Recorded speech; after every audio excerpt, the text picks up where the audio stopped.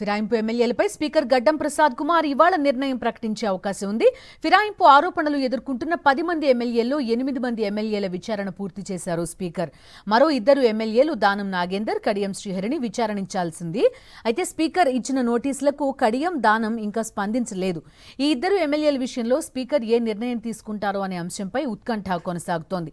రేపు సుప్రీంకోర్టు గడువు ముగియనున్న నేపథ్యంలో ఫిరాయింపు ఎమ్మెల్యేల వ్యవహారంలో స్పీకర్ నిర్ణయం తీసుకునే అవకాశం ఉంది.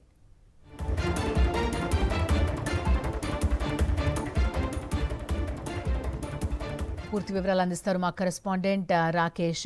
చెప్పండి, స్పీకర్ నిర్ణయం నిజంగా కనుక ఒక నిర్ణయాన్ని ప్రకటిస్తే అది కొంత ట్రెండ్ సెట్ చేసే అవకాశం. ఎందుకంటే ఇటీవలి కాలంలో ఏ స్పీకర్ కూడా ఇలాంటి అంశాలపైన పెండింగ్లో పెట్టడం తప్ప నిర్ణయం తీసుకున్న దాఖలాలు లేవు. ఏం జరగబోతోంది, ఎలాంటి ఫీలర్స్ కనిపిస్తున్నాయి రాకేష్?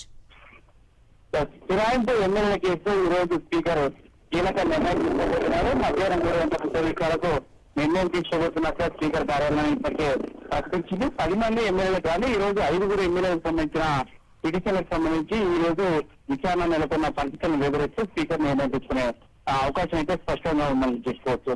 కడియం, దానం విషయంలో మాత్రం స్పీకర్ ఈ రోజు షెడ్యూల్లో పేర్కొనలేరు. అయితే వాళ్ళు వివరణ ఇచ్చేందుకు సమయం కావాలని కోరిన నేపథ్యంలో తదుపరి విచారణలో వారికి సమయం ఇచ్చే అవకాశం ఉంది. సుప్రీంకోర్టు 2వసారి ఇచ్చిన గడువు రేపు ముగియన నేపథ్యంలో ఈ రోజు స్పీకర్ నిర్ణయం తీసుకోబోతుందనేది కొంచెం ఉత్కంఠగా మారిందని చెప్పుకోవచ్చు. ఎందుకంటే స్పీకర్ ఏ నిర్ణయం తీసుకుంటారు అనేది అత్యంత కీలకంగా మారింది. రాకేష్, ఎస్ఆర్ నో చెప్పే అవకాశం ఎంతవరకు ఉంటుంది, లేకపోతే వేచి చూసే ధోరణి ఇంకా కొనసాగించే అవకాశం ఎంతవరకు ఉంటుందంటే ఏం చెప్తారు? ఖచ్చితంగా విచారణను కొనసాగించే అవకాశం లేదు. ఎందుకంటే 5 విషయంలో కంక్లూజన్కి వచ్చినట్టుగానే స్పష్టంగా కనిపిస్తుంది. ఎందుకంటే 10 మంది ఎమ్మెల్యేలకు సంబంధించి 8 మంది విచారణ పూర్తి చేసినప్పటికీ కేవలం 5 విషయంలో మాత్రమే ఈ రోజు సంబంధించి నిర్ణయాన్ని ప్రకటించబోతున్నట్టుగా స్పీకర్ కార్యాలయం ప్రకటించిన నేపథ్యంలో దీనికి ఒక ఎన్నికలు వేసే అవకాశం ఉంది.